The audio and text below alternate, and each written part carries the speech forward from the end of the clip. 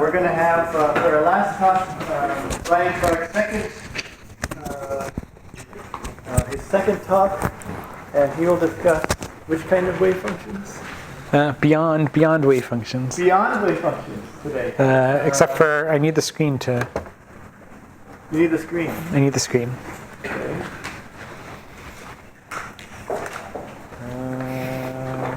I mean, I don't... Projector. Okay. That sounds good. And projector, is projector on? Looks like the power is on, but we don't see any...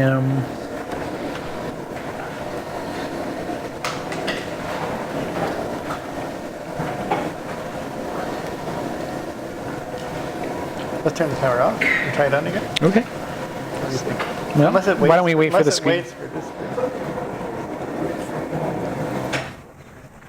We've been stymied by the...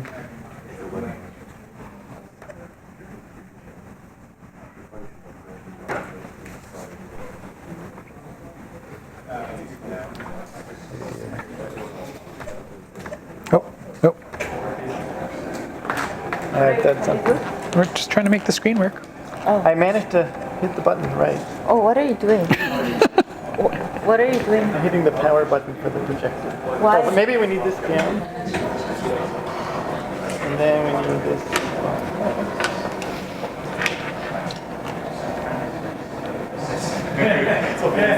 Did you plug into the right thing? Wait. Did you plug into the right thing? Which one did you plug into? That I don't know. I plugged into the... The one here? No. So there are two things. Okay. I plugged into the one the Mac connector was Right. already plugged into. Because let's see, because the people were using the screen up there. This is the one you want to connect to. Overhead projector. Okay, Oops, sorry. that was you guys. Your Oh, problem. depending on this thing or that. Yes. Now we want this button. Why was the power off? It's on off. No. Are you sure? You guys shouldn't have touched this. We didn't. It wasn't working. The screen was up. I know. That's because there was. Oh, there it is. It's on. Okay. You did. It's an automatically detected. Yeah. You were plugging into the wrong input. All right. It's going to come. Yeah, projector lamp is on. We should lower the light. You have the key. Where's the key? Turn the lights off. Where's the card?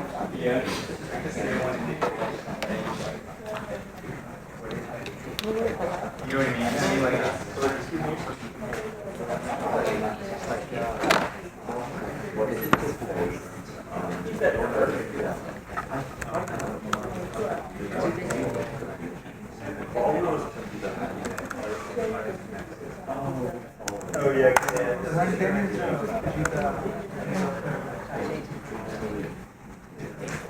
Oh, that's looking good.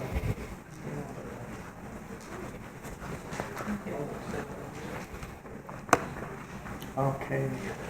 It's the right talk. Success. All right, great. All right. Thank you. Got an hour. Good. Sorry about that. I'm again standing between you and gorges, so hopefully this will be not too bad.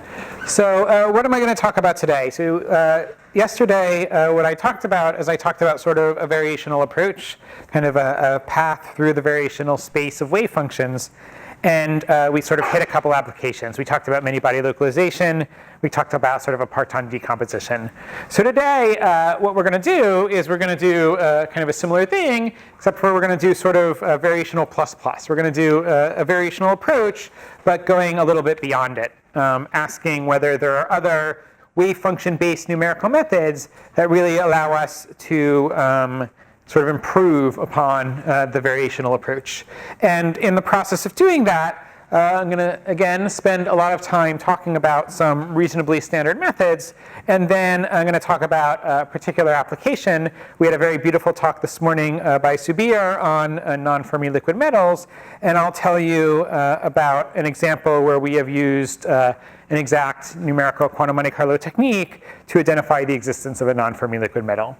And so this is work with Katie Hyatt and Matthew Fisher. Okay, so before I get too far, though, what I should do is we should really just ask ourselves the questions, do we need to go beyond variational Monte Carlo?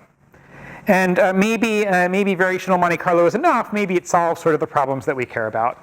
And maybe an alternative way of asking that question is the following. So yesterday what I said is I said, look, one kind of path toward going down the variational subspace, the space of variational wave functions, is you look at what physics you're missing and you think very hard and you try to dial in the parts of the physics that you're missing, and you do this over and over again. And we kind of saw how that worked out yesterday. And in many cases that's useful. But we can ask an alternative question. We can ask, is there more sort of a systematic way, sort of a machine that you just sort of crank and you get better and better variational wave functions by just improving something, by just turning some knob? And if you could do that, if such sort of a procedure existed, and it turns out such a procedure exists, and if that was efficient, which it turns out is not the case, then you would be in good shape. But that said, it's still useful to know and important to know that such procedures do exist. There are ways of taking your wave function that's all right, and kind of turning the knob and just doing something systematic and making it better. And there are 3 or 4 different approaches to this. And although they're not efficient in the sense that you can't always turn your knob sort of tight enough to get the answer that you want, in many cases you can do very well. And so I'm going to start by just sort of telling you about those, and then I'll tell you sort of once you run out of steam in doing that, what you should do instead. Okay, so first we're going to say something that's kind of almost a little too simple. So what we saw yesterday is we saw if you had free fermions, the ground state was a single determinant. And now you can ask yourself the question, as I turn on interactions, the ground state is no longer a determinant. But what I can do is I can begin sort of systematically adding determinants. So if one determinant is good, many determinants must be better. And that's generically the case. And so this is, in many ways, sort of the quantum chemistry approach to the world. So quantum chemists tend to write down lots of wave functions as well. And to 0th order, the general approach in quantum chemistry is to have a multi-determinant expansion of many, many determinants. Now, okay, quantum chemists are smart people. They have smart ways and compact ways of representing these in many cases. But at least as sort of a caricature of what's done, you say, look, I'm just going to expand in many, many determinants. Okay, so this is not very exciting. The reason it's not very exciting is because when you're expanding in many, many determinants, it's true that you're capturing a larger and larger and larger part of Hilbert space. But the rate at which you capture that Hilbert space is extremely slow. And in fact, one way that you can think about this is if you imagine I have some sort of electron gas or Hubbard model or something that has a Fermi C, and then I ask myself, look, suppose I just want to capture the first single particle holes above my Fermi C, and then the second 2-particle hole expansion and 3-particle hole expansion. What you'll see is you'll see things blow up really fast. The things get sort of exponentially bad very quickly, even though all I'm capturing is a little bit of excitations above my Fermi C. Okay, so that's not very exciting, not very good, but it's worth at least mentioning because it is an approach, and it's sort of maybe in many ways kind of the starting point for quantum chemistry, which is a whole other sort of route to trying to deal with strongly correlated systems that I won't talk about today. Now there is a way to make this a little bit better, and that's sort of the thing you saw last time. We said, look, what we're going to do is we're going to start with a single determinant, and we're going to multiply it by some Jastrow, some 2-body Jastrow. It turns out if you're willing to do that with many, many determinants, you can do much, much, much better. In some sense, lots of the determinants in sort of attempt 1, just adding determinants, was designed to give you much of the physics that Jastrow is giving you for free. And so if you're willing to do this on top of a Jastrow, life gets much, much better. And one can just see that. So this is some work I've done, but there's lots of other people who've done similar things, including Cyrus, where we take many, many determinants, we multiply by a Jastrow, and we just apply it to a set of molecules. Quantum chemists love benchmarking things. They have every set of molecules you can imagine. And yes, go ahead, question. So good. In this case, it means thousands, but not hundreds of millions. So thousands is a perfectly comfortable number to work with. Tens of millions is a very painful number to work with. And so if you wanted, so okay, this is the error of the total energy in millihartrees of a set of molecules called the G1 set that chemists love to work with. This set of red bars is one determinant, one slightly better determinant, and then a bunch of determinants up to something like a couple thousand. And what you see is that the error drops by a factor of, I don't know, 4 or something. And so if you wanted to replicate this sort of quality just doing determinants without a Jastrow, you really would need millions and millions. So it turns out that this is nice. It's particularly nice if you happen to be interested in finite systems. If you're interested in clusters or molecules or things like this, there really is in many situations a game you can play where you can sort of expand in a number of determinants and get the answer you want. Now, if you want to do condensed systems, life is much worse. This, at least to date, has not been particularly successful in solid state or condensed systems. OK, so that was sort of systematic approach 1. You want to sort of crank a knob and get your wave function to be better. That's one way to go about it. Another way to go about it, which is maybe a little nicer in some ways, is the following. So imagine the following. Imagine that we start with some single wave function, a free fermion wave function. And we say to ourselves, we'd like to make this better. So it turns out that this formula here, which is essentially just a path integral, but I'm not going to explain in a lot of detail, will take the wave function that you start with and produce essentially the exact wave function. OK, so the anti-symmetrization would typically be on the inside, but anti-symmetrization commutes with integrals and such, and so you can pull it out. Now, it turns out that it's not possible to evaluate this formula exactly, but we can make essentially a cumulant approximation to it. So to make a cumulant approximation to something, to 0th order, what you do is you take an average, which is over an exponential, and you push the average into the exponential. So this is an exponential of an average instead of an average of an exponential. And what you can do if you're going to do this is then you can analytically work out, at least for a little while, what the new form of your wave function should be under this cumulant approximation. And so I'm not going to do that for you. It's a bit complicated to do, but let me tell you what the answer is. If you start with the free fermion case, and then you work out for some interacting system what this cumulant approximation does, it says, oh, what you should do is you should include the two-body Jastrow. So that's what we got last time. That's what we got where we said, look, let's just kind of sit there and think about what's missing from the physical wave function. But here's a way to sort of crank the knob and get it. And this is all something you can more or less do analytically. You can say, look, what is the improvement that should happen on my wave function? But now what you can actually do is you can say, look, let me do this over again. Now I start with a determinant times a two-body Jastrow, and I crank the knob again, and I can ask the question, what do I get next? And the answer to that question, so that's more derivation, but I'm going to skip it at the moment. The answer to that question is the following. So here you start with a determinant, then you get a determinant times a two-body Jastrow. Now you get something that's called backflow, which I'll explain to you in one moment, times essentially a three-body Jastrow, times something that's above a two-body Jastrow.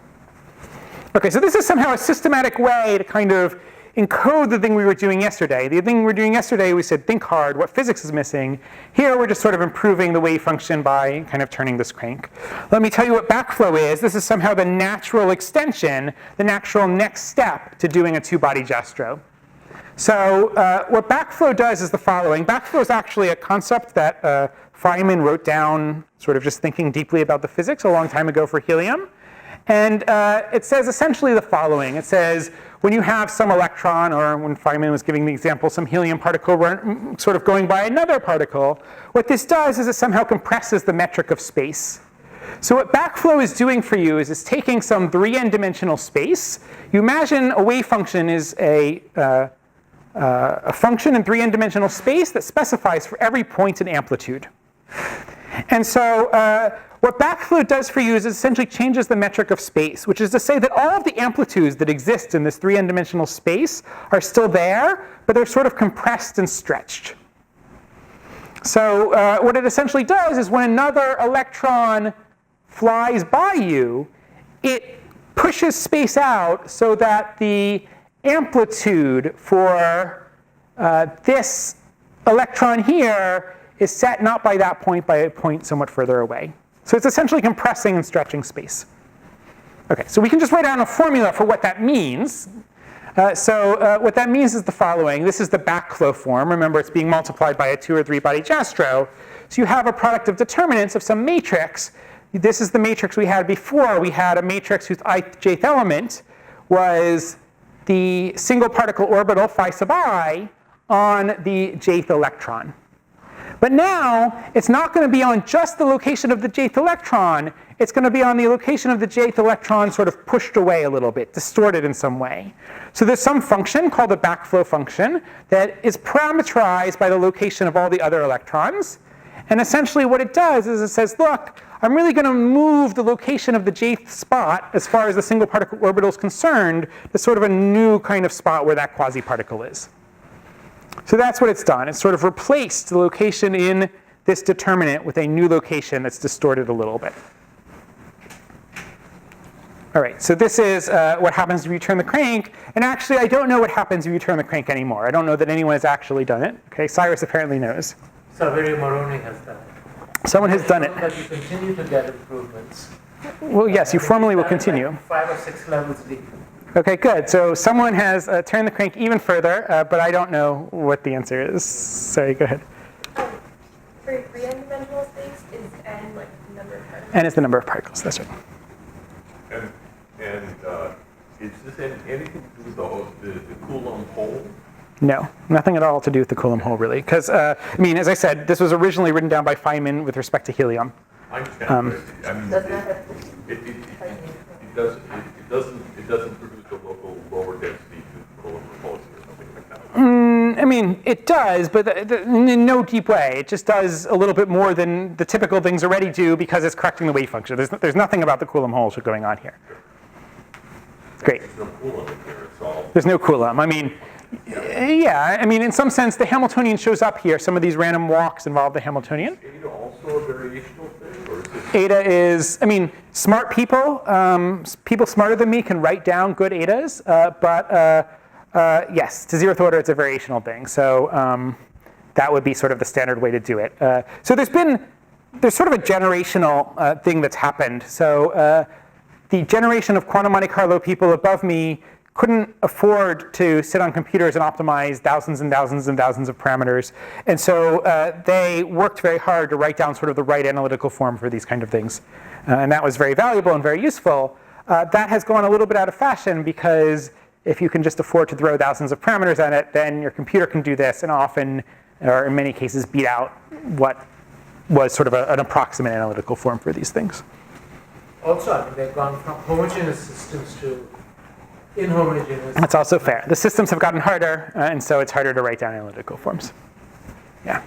So I don't really understand how the backflow function is improving things.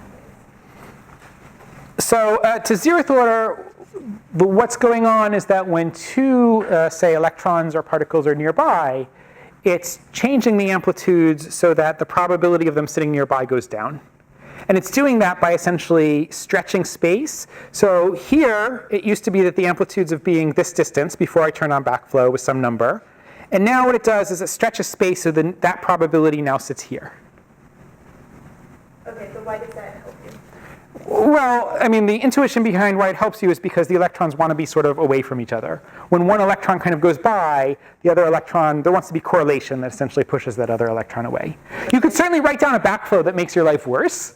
But if you use a good backflow, that's essentially the physics. The correlation you have in mind there is purely statistical, not Coulomb. No, it's Coulomb. It has to do with the Hamiltonian. Coulomb or hardcore or whatever. The Hamiltonian lives in here. But just for whatever reason, it's easier to mess with the metric instead of actually putting it in Coulomb. The single particle determinant Yeah. won't include this kind of interesting information, and this is a way of That's right. sneaking it in. It's sneaking it in, and it's sneaking it in an anti-symmetric way. Of course, you could also sneak this in other ways, but if you want sort of a systematic way of turning a crank and making things better, this is one approach. This does more than the Jastro. I mean, I think that's what's going on. Yeah, that's another fair point, is that the Jastro only affects the positive parts of the wave function. This is living inside a determinant and therefore can affect the sign structure, the nodes, and et cetera. So that's also another. Astro can't move the nodes. The Jastro cannot touch the nodes, and as we'll see later. Electrons apart, but somewhat differently. This is more powerful. Well, it's not. It is different. It is certainly more powerful in diffusion. This is typically done in addition to a Jastro. That's right. All right, good. Any more questions on backflow? All right, good. So 2 more quick systematic improvements. So we talked about matrix product states yesterday. And the way we describe matrix product states is we describe them as a product of matrices. But I could have said, look, what I'm just going to do is I'm going to draw a picture. And when I'm going to draw a picture, I have boxes.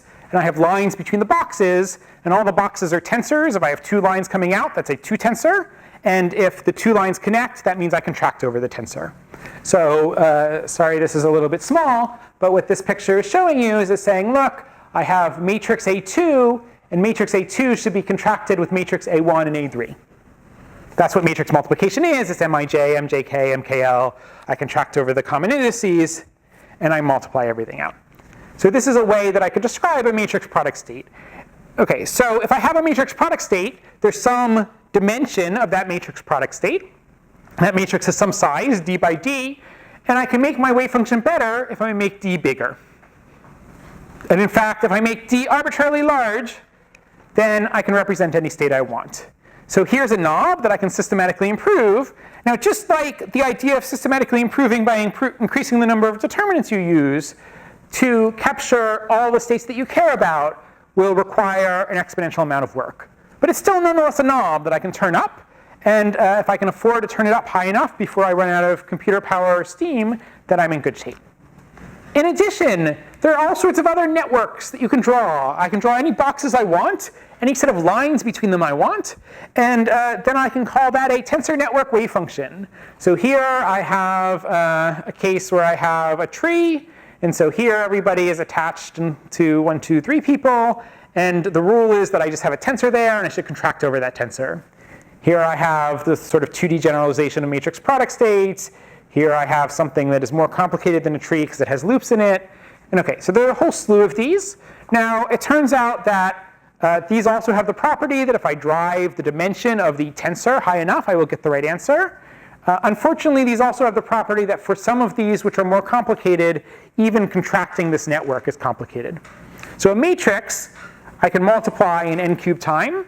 And that's largely because a matrix times a matrix gives me a matrix. It's a convenient property. Here I have a bunch of 4 tensors. If I contract 2 4 tensors over a line, I get a 6 tensor.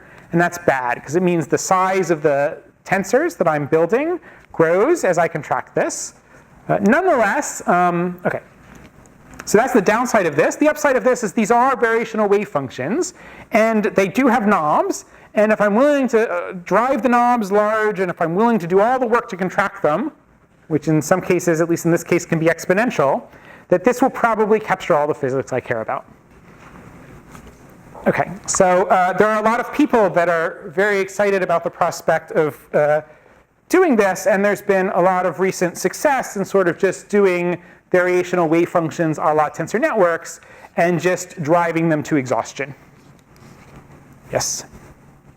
Doug, in the olden days, there was a lot of concern, and you may have addressed this last time that I missed, that variational wave functions can miss broken symmetries and can get arbitrarily close to the right answer without having the right physics. Do some of these networks have different kinds of physics in them than others? Yes. So that's still a concern. I mean, you can still worry about these things. Although I think, so what I said last time, and I think is still true, is that in a world where there are many more classes of wave functions and the optimization allows you to do a much bigger number of parameters, this is not as big a problem. But it is still true that these networks are well tuned for certain things. And matrix product states are great for 1D gapped states. They're pretty good even for 1D critical states, although there's a logarithmic growth of the bond dimension. PEPs are probably great for 2D, but are hard to contract. Mirrors are great for critical states because they're essentially, they're essentially an RG process. So yes, one could give an entire course on lots of different tensor networks and what they're good for and what they are. But to zeroth order, these different tensor networks have different properties, different qualities that make them particularly effective in certain classes and certain types. It sounds like you just said that you could make an intuitive connection between the structure of the network and the kinds of physics it incorporates. Yes. That would be very cool. That is generically true. You sounded skeptical of this approach. I am not skeptical of this approach. I think it is an important approach that belongs in your toolbox of approaches that you use. I think I am skeptical of the people that think this is the be-all, end-all to all problems. But no, I think it is an important approach. We use it in our research group heavily. And so, right, I think it is one of many important approaches, the sort of approach strongly correlated systems. Any other questions while I give my computer power?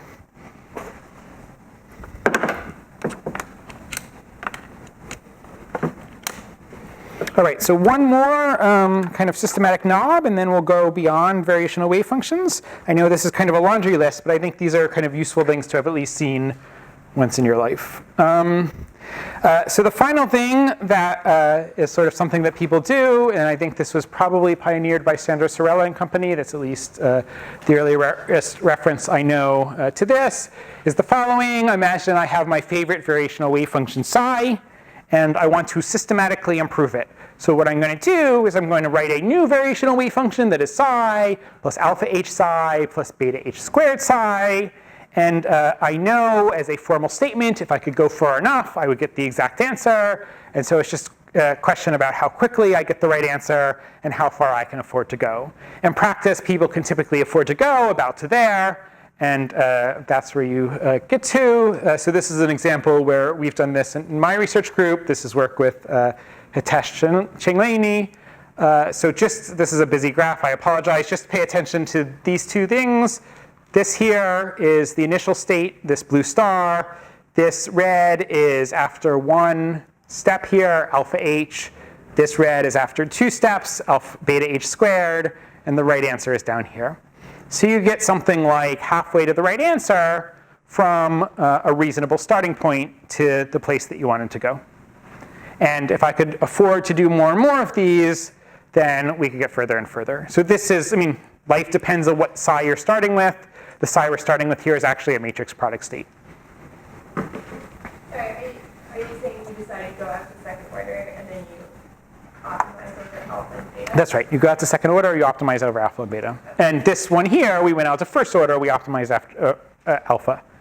And when you go out to two steps, the alpha changes, although in practice it doesn't change very much. But it does change. It formally could change as much as it wants. In practice, it seems not to. All right, good. Any other questions? All right, so that's all there is to variational wave functions. I think you now know everything there is to know about variational wave functions. OK, this is not true, but you know many things about variational wave functions. So now we want to ask ourselves the following question. Is there a way to sort of go beyond variational wave functions? And so at least one approach to go beyond variational wave functions is to use some forms of quantum Monte Carlo, some forms of stochasticity to do that. So let me tell you how you go about doing that. So the following is a true statement. If I start with almost any wave function, at least one that has non-zero overlap with the ground state, and I apply the operator e to the minus beta h to it, I will get to the ground state. Okay, this is 2 lines of algebra. Just expand this in terms of the eigenstates of the Hamiltonian.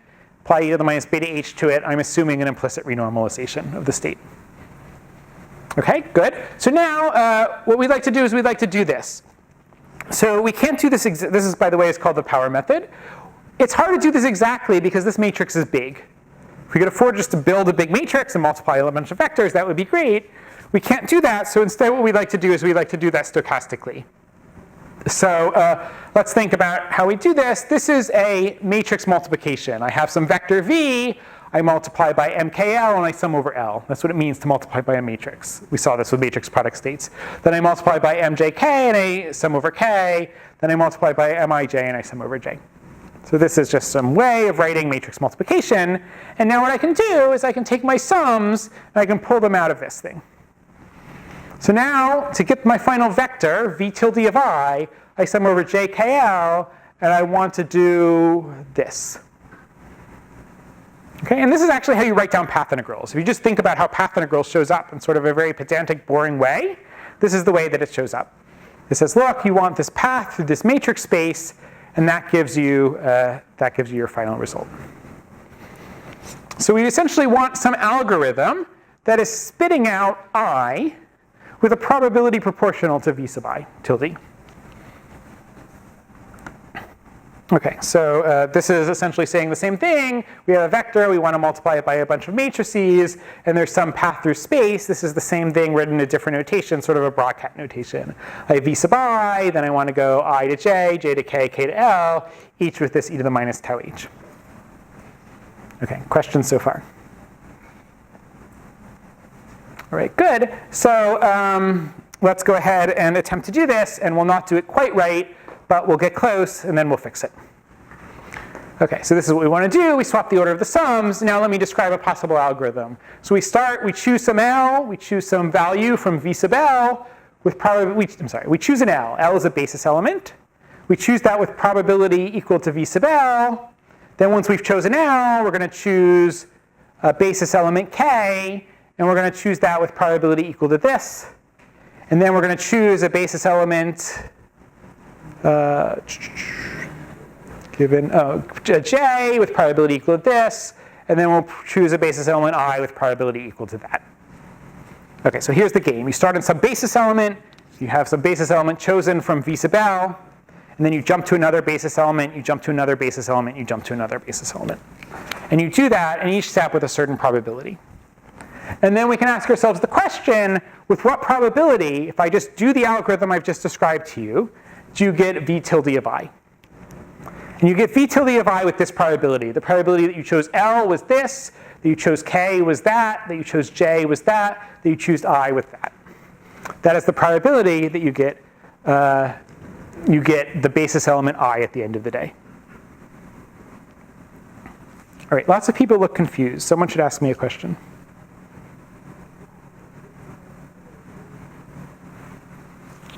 Yes? When you're saying swap the order of the sums, Yes? that's coming later than. So when I say swap the order of the sums, I just mean pull the sums out to the front of the, I mean, just pull the sums out of this thing. The sums commute with everything. You're trying to compute this without doing all the sums. Yeah, I want to do it stochastically. So I want to do it stochastically. So what I'm going to do is I'm going to walk through some space, through some path, L to K to J to I. When I do that walk, I'm going to do that walk with a certain probability. When I do that walk with a certain probability, I want to choose sort of the way that I do that walk such that the probability that I end up with V sub L is this numerator here. Probably proportional to the numerator. Well, I'd like it to be exactly equal to the numerator. As you notice, currently it is only proportional to the numerator, and we have to fix that. Okay, so this algorithm here, which essentially says wherever I am, move to a new spot proportional to this matrix, will get me the basis element L proportional to that numerator. Sorry, the basis element I proportional to that numerator. But you're complaining that the denominator doesn't belong. Yeah, so let's fix that. And sorry, also, what you've done is the amount of work of basically one matrix multiplication. No, it's no matrix multiplications at all. I've done essentially no work. For K, for M, K, L, you have to know. No sums. All I've done is I've done a single, I've started someplace, and I've made a decision about where to go next. I've made one decision, two decisions, three decisions, done. Probably equal to MKL divided by sum over. Right, but I'm not doing this sum. I just am going to find some black box way of choosing my next step with the appropriate probability. That can be done quickly. So I'm never computing these sums.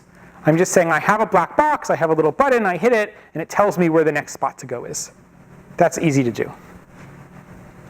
This is sparse. That's one way to see whether this is easy to do is for a typical Hubbard Hamiltonian, the number of elements in MKL fixing L is essentially sparse.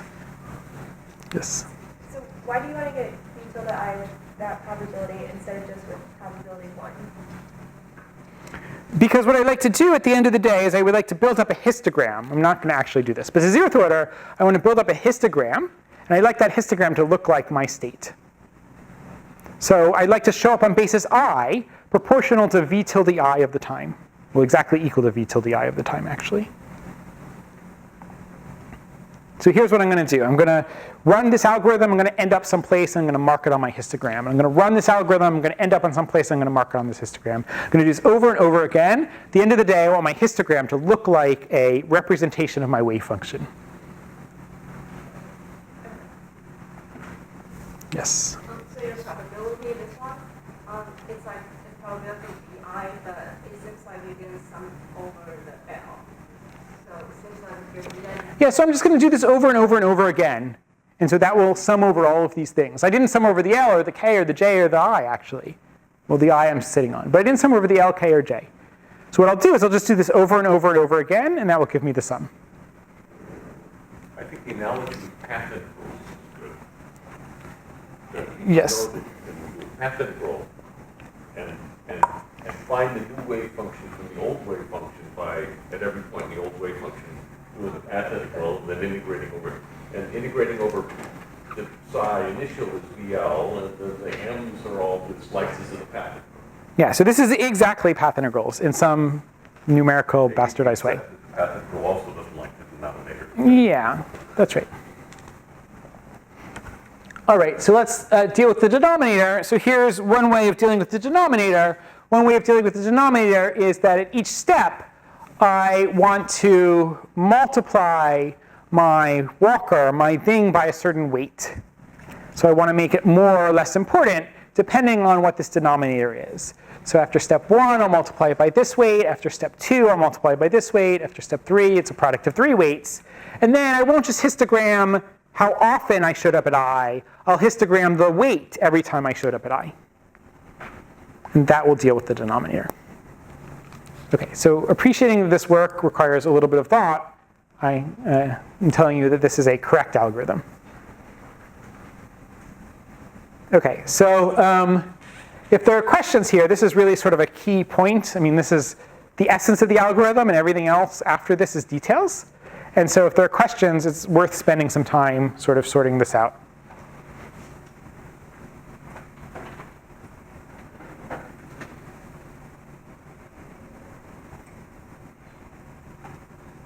OK, let me go on. And if there are questions, again, ask me. So just as sort of a tangent, and this is what Jim was just saying, one can more or less use this also to do path integrals. So we have this thing here. And what we could do is we could just at once choose an ijkl. If we choose the ijkl, that has a certain value equal to mij, mjk, mkl, vl. And then we could choose a new ijkl. And we could decide whether or not to move from the old to the new ijkl based on a metropolis probability. So I have the old ijkl, I have the new ijkl, and I move from the new to the old based on the ratio of this value. And I do this over and over again, and I just sample this thing, and this will give us a path integral algorithm. It'll give us a path integral Monte Carlo algorithm. This is what worldline and SSE and path integral Monte Carlo and all of those other versions of quantum Monte Carlo you might have heard about are at its essence. OK, so that's a tangent, but that might help. In path space as opposed to Monte Carlo generated path. That's right. So the two things here is one case I store in my computer in RAM this whole path, and then at each step I'm changing it. In the other case, I'm storing in my computer just essentially one basis element, and at each step I'm moving from basis element to basis element. In one case, the path is sort of a function of computer time. In the other case, the path is being held in my memory all at once. But I'm doing essentially the same thing. At each point, I have some value that I want my path to equal. And that value is either picked up by my calculating it at once if I'm storing all in RAM, or calculating it as I wander around randomly in space. And then what I do is I sort of histogram or compute properties with respect to that value. OK, questions? People are still confused, so.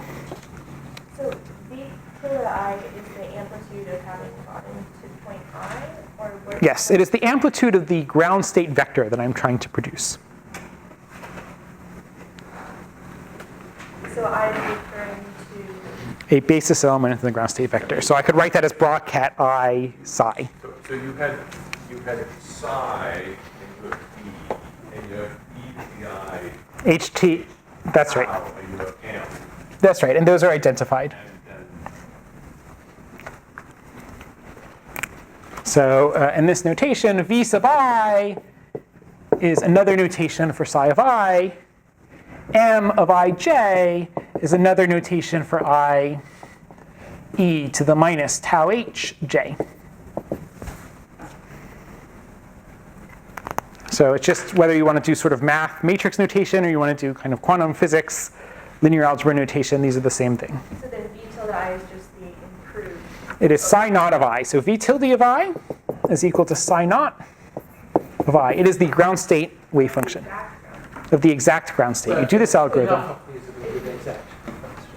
That's right. Doing this, if you do this sum, you'll get the exact ground state. And if you do that sum by Monte Carlo, you'll get a good approximation to it. if you do that sum with an infinite number of M's. With an infinite number of M's. It's just third order in a series. Yeah, well, no, there's not a, yeah, you have to multiply e to the minus tau h a bunch of times. If you do this with an infinite number of M's and sum over all the JKLs, you will get the exact ground state. Thank you. Good. Other things I can say to clear this up?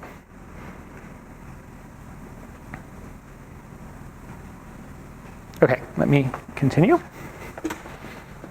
So there are three problems with this. All sort of, well, two of them are technical and one of them is deep. The technical problems is that doing this algorithm as I described, at the end of the day, I'm sort of adding up these weights. And these weights have a huge variance. Problem two is that I'm sampling psi, and when you typically want to compute observables, you want usually psi squared. And problem three is that there are signs running around that I haven't told you about. So let's address these problems. The first one is technical, and I'll address it quickly. But imagine I'm doing this algorithm, and I run it for the first time, and I get, oh, basis element I with weight 10, and then I get basis element j with weight 0.1, get basis element I again with weight 1,000,000, k with 2, m with 10, n with 3. And then I histogram these things. The only thing that mattered was this one. I mean, it's like infinitely more important than all of the others. And yet I only spent 1/6 of my time actually doing it. So from a practical sort of technical algorithmic perspective, this is bad. So there's a straightforward fix to this, which is, so here's sort of an example of the algorithm. I'm sitting someplace and I walk someplace new, I have more weight, I walk someplace new, and then I end up there. Okay, the simple technical fix to this is that if I have something that looks like 1,000,000, I split it up into 1,000,000 things. And then I walk all of these things separately. So instead of doing one walker at a time, I do sort of a whole population of walkers. Okay, if you understood that, great. If not, it's not all that important. There's still some weight, and you can fix this, but that's okay. So let me just give you an example. This is some model that we've done. This is the sort of number of times that we've multiplied our matrix. This is our beta. This is the imaginary time that we went to. And this is some observable. It happens to be a peak in the structure factor as a function of the number of times that we've multiplied our matrix. And it starts out with the wrong answer, the answer of the function that we started with, the wave function we started with. And as we multiply over and over again, it converges to the right answer. It converges to the answer of the ground state. Okay, so that's just kind of a concrete example, a graph that shows you what it is. Okay, so now let me stop and tell you some physics. I promised you a non-Fermi liquid phase. Let me give you a non-Fermi liquid phase discovered using the algorithm I've just described. So there is a model called the TJK model. It is much like the TJ model, except for now you add an additional term, a term that has k, that has a ring exchange. So a ring exchange says I have an up and a down, and I exchange them and they move. Great, so that is what a ring exchange term is. And now we're going to study the TJK model sans t and j. So we'll set t to be 0 and j to be 0, and we'll leave ourselves with just the ring exchange model. Okay. Reason one thinks about TJK is this is a reasonable expansion of the Hubbard model. If you expand the Hubbard model, you get t's, you'll get j's, you'll get k's. We're going to turn the t's and j's off. So t equals 0 and j equals 0. Now, the reason that we did this is right. Why did we do this? Because it happens to be sign problem free. So it turns out it's sign problem free for kind of a subtle reason. It doesn't look sign problem free, but it is sign problem free. So it means that the algorithm I've just described will work exactly. I told you 2 minutes ago there are 3 problems. One of them was a problem with signs, which I haven't told you about. This Hamiltonian, when t and j equals 0, doesn't have that problem. And so now what we can do is we can study that model. So before I tell you about that model, let me tell you how we fix sort of the second problem. I said problem 1 was the variance of the weights go explode, and that's an easy fix. Problem 2 is somewhat more problematic. Let me tell you about that, and then I'll show you how we use that to get results. So here is one way to think about this algorithm I've just described. This is, by the way, called diffusion Monte Carlo or projector Monte Carlo. I start with one walker, and then it splits up into a couple walkers, and they split up into more, and they split up into more, and you have some walk through computer time as we go down. And if we measure down here, we're measuring psi and not psi squared. Why can't you just get psi and then square it? Great question. So if I could really histogram psi, then I could do exactly that. But although I've said the word, histogram psi, in practice what you're actually doing is you're measuring observables with respect to those amplitudes as they come in. You can't afford to histogram psi because your vector is 2 to the 1,000. And you can't afford to sort of write 2 to the 1,000. So actually, I mean, if you have a small enough vector, or if your space is compact enough, you can afford to do that. But generically, you can't. And usually when you can afford to do that, Monte Carlo doesn't help you too much. Okay, but that's a great question. Other questions? So the other thing to add to what you said is that although the fluctuations average, the squares of the fluctuations don't. So that's why. That's right. So that's the reason you can't square it as they come in. Good. Other questions? All right, so there's a technical fix to this. The fix is the following. You run your algorithm, you go back a couple steps, you measure your observable here, and then you weight it by the number of descendants you have. So this is a little bit problematic because if you do this too far, the number of descendants you have runs out. There's only one person who has any descendants. But until you run into sort of this bad case, things are pretty good. Okay, so let me just show you physics now, or at least an example of doing this. So I just described to you this thing where I said, look, you step back and you measure in your past, weighted by where you are now. And so this is exactly what we've done here. And so this is the observable, S pi pi. And this is doing that algorithm. That is stepping back into the past, measuring back here and weighting by your descendants. And you'll notice two things. You'll notice that I have to go back a lot to pull this off sometimes. Here we have to go back about 6,000 steps to get a converged answer. And you'll notice, secondly, that the error bars explode on you. Well, not explode. The error bars get bigger. The reason the error bars get bigger is because the number of people that actually have descendants is small. I mean, this is true in real life too, right? 2,000 years from now, everybody is either an ancestor of everyone or an ancestor of no one. So this is also true in these algorithms. Okay, good. So now we've applied this algorithm, and what result do we get out? Well, we can take this this k-only Hamiltonian, this ring exchange Hamiltonian, we can tune density, and we can ask what phases do we get. So we get some boring things. Very low density, it just phase separates. This is the structure factor, by the way. So phase separates into a bunch of patches at low density. At high density, we get a charge density wave, not at high density. At half filling, we get a charge density wave. These are just the boring phases in the part of the phase diagram I don't want to talk about. The interesting phase in the phase diagram that I do want to talk about is if you take half filling and you dope it a little bit, and then you ask yourself, what phase do I have then? So this here is the structure factor of the system coming out of quantum Monte Carlo, doing the forward walking that I've just described, and running for a large beta so that you converge to the right energy, or converge with respect to beta. And this is what the structure factor looks like. And if you're used to staring at structure factors, this looks nothing like a structure factor you've ever seen. So the key thing to take away from this structure factor is essentially you have singular lines. You have kx equals 0 and ky equals 0, being 0. Now it turns out that there is a whole long set of theory on this phase, a phase that has sort of this structure. This is sort of the smoking gun for that phase. And this phase is something called an exciton-Bose liquid. So an exciton-Bose liquid is a bosonic phase that, when coupled to a fermionic system, which is what we have here, is a non-Fermi liquid. It doesn't obey Lediger's theorem. It's just sort of a standard, not that there's a standard non-Fermi liquid, but it's sort of a canonical example of a non-Fermi liquid.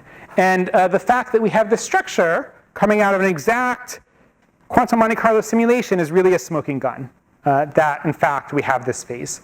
So this is what the structure factor looks like in the charge sector. We've also looked at the sort of observables of the spin sector, and as best we can tell, there's no symmetry breaking in the spin sector. So what we think we have is something really exotic. We have an exciton Bose liquid in the charge sector, and we have a spin liquid in the spin sector.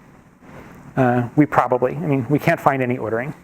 And so this is sort of a clean numerical example where we start with a not crazy insane Hamiltonian and produce a non-Fermi liquid.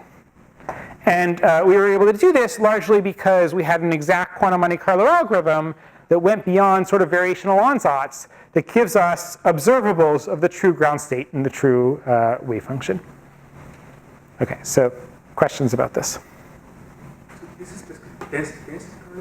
This is, well, the structure factor is the Fourier transform of that. Is there frequency? I'm sorry? Is there frequency? There is no frequency dependence in this data. So You have a ground state. this is, well, we have a ground state. We also have all the excitations implicitly because we're propagating down from some state with e to the minus tau h. But that's not in this data, and we can't get easily the frequency dependence in real time. So we're propagating down with e to the minus tau h, so that's an imaginary time thing. So we can read off lots of different imaginary time correlation functions, although they're a little bit painful. But to get any real-time data requires doing something called an inverse Laplace transform. And although this is analytically a perfectly valid thing to do, it's just a Wick rotation, numerically it's a disaster. And the reason it's a disaster is because you're taking a decaying exponential and trying to get structure out of it. And the structure from that decaying exponential is coming from very small features. And so even noise at the level of machine precision will explode into sort of spurious signals. And there's a whole industry of how you do this with sort of Bayesian techniques that myself and many other people have worked on over the years. And you can sort of get reasonable things out, but you shouldn't trust them with high degree of fidelity. Yes? So this, you started with the variational wave function and Yes. you improved it. Yes? If you wrote this S for the variational wave function, does it look anything like this? No. It's flat. I mean, nothing at all like this. In fact, the variational wave function we started in this case was a flat wave function up to some sign structure that we knew about. So this looks absolutely nothing at all. And in fact, if you look at our graphs previously, so this here, sorry. This here is the flow of one of the points in that structure factor as a function of beta. And what you see is it comes a long way. And right, it looks nothing at all like the original state. Good. Other questions?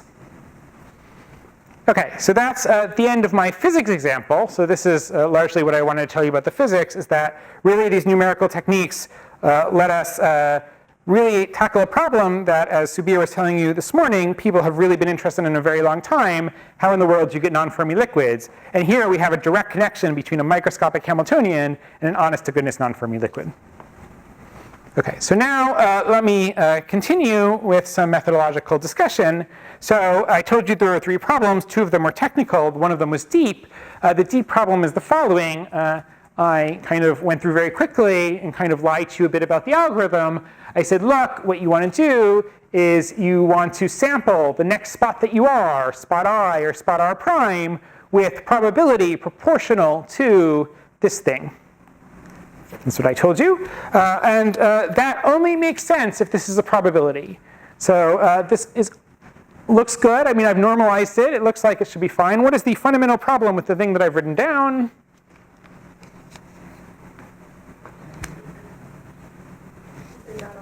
Not always positive. Yeah, so that's a problem. Probabilities really want to be between 0 and 1, unless you happen to have a quantum computer. So now the question is, what do you do in the case where that's not always positive? So this might be negative. You can't follow the rules I've described. You can't sample from it. OK, so there's a simple but bad solution. This is a typo. There's a simple but bad solution. You can put absolute values around all of these things. It shouldn't be here. It should be around that and that. And then what you can do is you can dump in the weight. Remember we said we had some weight that we were keeping track of. You can dump the sign into the weight. And this is formally a correct solution. So there's sort of a myth that if you have a sign problem, you can't formally get an answer. And as long as you only need to go to finite beta, that's not true. If you have a big enough computer and you're willing to wait long enough, and you run it for a long time, you'll get an answer. You just do this algorithm. The problem with doing this algorithm is that the sign here causes essentially an explosion of your error bars. And so we can see that very easily. So if you imagine that I'm doing some Monte Carlo, and I want to compute, I don't know, some energy, and I'm doing a bosonic system, and this is what the trace of my Monte Carlo is going to look like. And now imagine that I'm no longer computing just the energy, I'm computing the energy times some sign, and that sign is going to alternate between plus and minus 1. Then what is the trace of my Monte Carlo, this is a function of Monte Carlo time, going to look like? Well, it's going to look like this. Right? Half the time is going to be at plus c, half the time is going to be at minus e. Before, my error bar looked like that. That's not so bad. If I run long enough, I can imagine sort of beating that down. Now my error bar looks like this. And so now, even if I run a very long time, life is going to be quite bad. And it's even a little bit worse than this, because now I have to compute the average sign as well. But this is at least a little bit of intuition for why you might think this is going to be a disaster. So now you can ask yourself the question, what do I do about this? Well, there are three sort of things you might do. You might say, look, I have this algorithm Bryan just described, and it's bad, but I could just run it and use a lot of computer time. And you can do that in many cases. And in fact, particularly if you know of a good starting point, a good variational wave function that's pretty close, there are times where you can just sort of afford to run it for a short period of beta and get a right answer. And so this is an example where we've at least improved our answer by doing this. So this is, again, this work with Hitesh, where we started with a matrix product state, and we ran for some amount of beta, and we ran a bunch of different traces. This is energy for a bunch of different runs. This is the average of them. You notice as beta gets larger, the error bars begin to explode. They begin to explode for exactly the reason I've described here. But nonetheless, you can recover, I don't know, this is about a J or 2J of energy by doing this. But you'll notice I ran out of computer time at beta of 0.2. So that's not very far beta. And if you look at the average sign is what kills you, and it's decaying exponentially fast. So here, the average sign is 1. That's good. Here, the average sign is very quickly approaching 0. That's bad. OK, so you could ignore it, but that doesn't get you very far. It gives you sort of a little bit improvement. So there's another trick called Annihilation that is become very hot recently in the context of an algorithm called FCI QMC, although it's something that's been used not very successfully for many years. And the way that approach works is you say the following. You say, look, I have these. I'm going to do the exact algorithm. I have these walkers walking around. Some of them are positive. Some of them are negative. Occasionally, they'll run into each other. And when they run into each other, one's positive, one's negative, I should just remove them from the algorithm. OK, seems like a good idea. And maybe you want to play games to try to make them run into each other more frequently in some way that doesn't bias your simulation.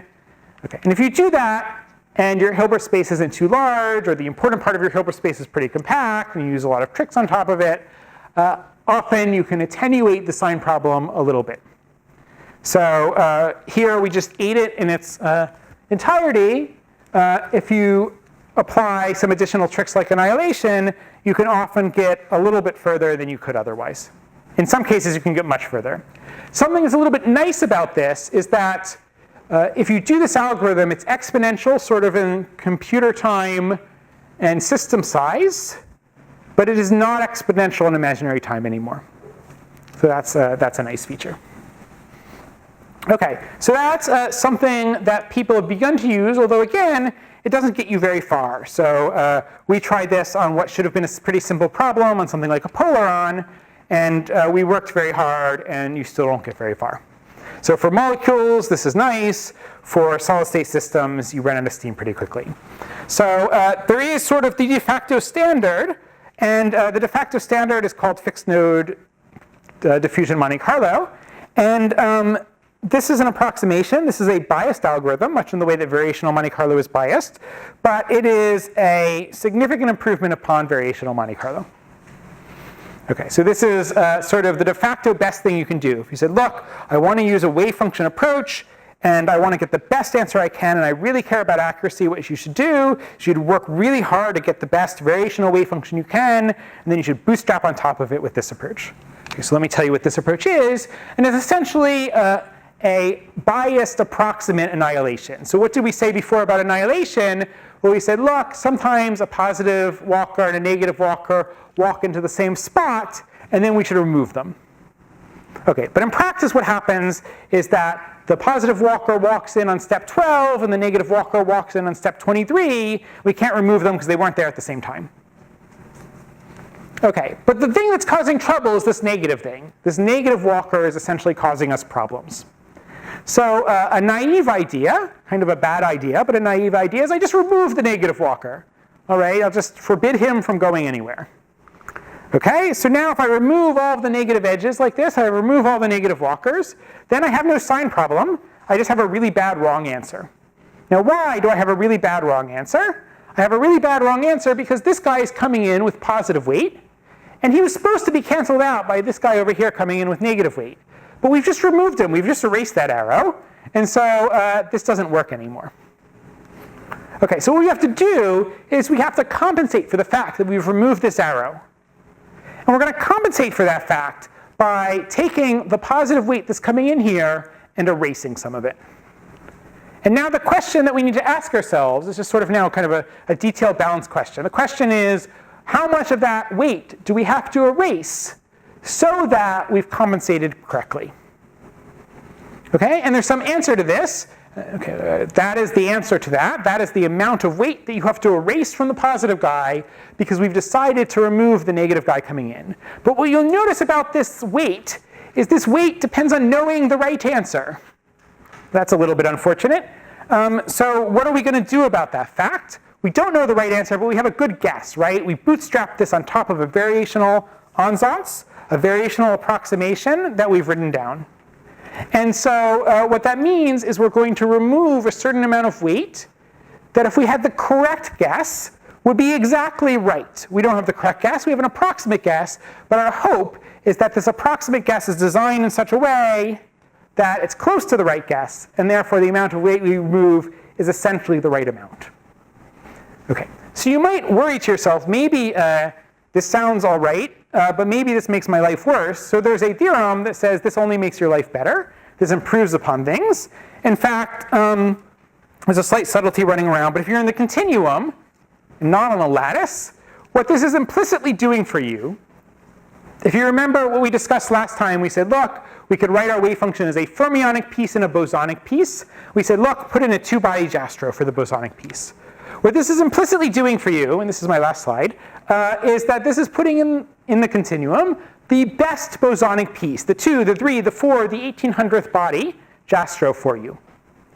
It is magically giving you the best Jastrow possible, given essentially the sign structure of the fermionic piece. So it's not changing the signs for you, it's not changing where your zeros are, it's not changing what part of your wave function you've decided is positive and negative.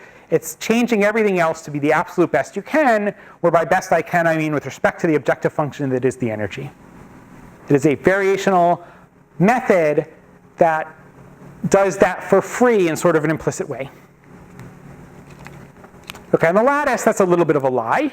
It's not quite that good at a lattice, but it's still better. It's still promised to be better than where you started.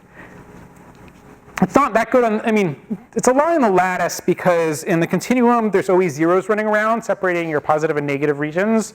In the lattice, the zeros don't exist. But it's still close. So this is just an example. This is the molecule example from earlier, but just to point out, these are just benchmark things. This is why I'm showing them. Here we have the variational result in red, and we have the diffusion Monte Carlo result in blue, and you get sort of a factor of 4 or 5 by just turning on diffusion Monte Carlo using exactly the same variational ansatz. Okay, so that's what I want to tell you today. People can ask questions now. So, right. Good. All right.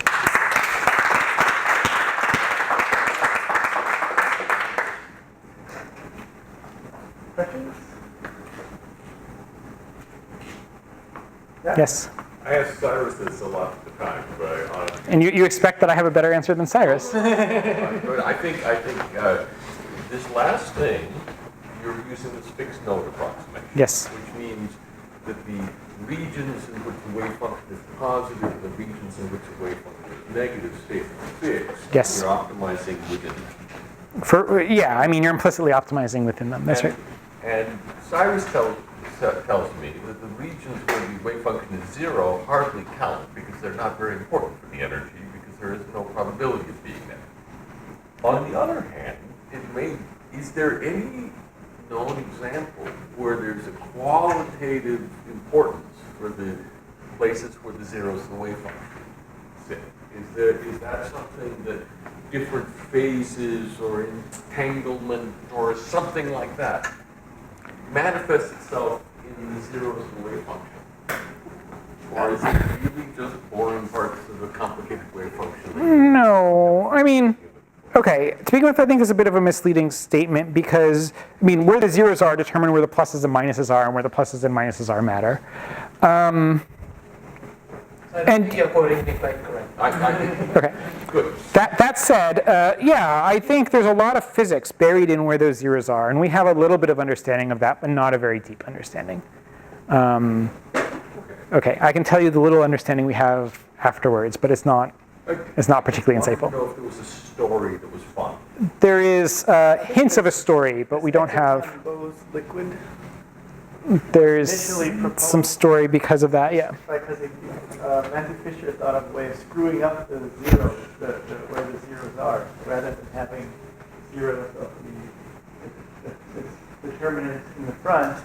He had several determinants from fraction lines and particles, and screwed up where the pluses and minuses were to give it something different, which I guess is the state that you. Yeah, so the exciton Bose liquid is motivated by the idea that you have multiple Fermi Cs, and these Fermi Cs essentially screw up the zeros. Now, right. So if that was the true ground state, then, and you didn't know it, then the diffusion Monte Carlo would have a very hard time getting to it. That's right. If you did diffusion Monte Carlo using the standard Slater-Jastros that everyone uses in sort of optimizing a chunk of silicon or something, and you tried to optimize for the exciton Bose liquid, you would be in trouble. Which is to say that it's important if you're going to use diffusion Monte Carlo to start with something that's not qualitatively too disastrously bad, because you're bootstrapping on top of that thing. Well, no, I understand, but also it's not just quantitative. It's No. qualitative. There is a qualitative. That's right. Okay. Other questions? Which doesn't contradict the first part of what you said. I mean, it's true that the region from near the nodes contributes very little, but since the nodes control